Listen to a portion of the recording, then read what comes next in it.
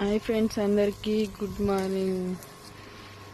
నీళ్ళైతే కొడుతుండే పొద్దుగానే. మాకైతే అసలు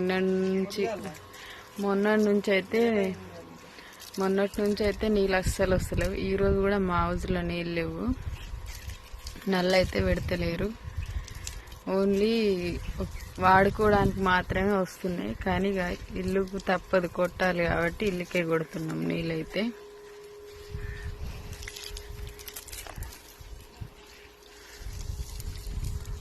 ఇల్లు పని ఇంకొక వారం రోజులు అయితే ఆగిపోతుంది. హాయ్ చెప్పుర్రి. హాయ్ అందరికి గుడ్ మార్నింగ్. బాయ్. మరి అందరు చాయ్ తాగిరా?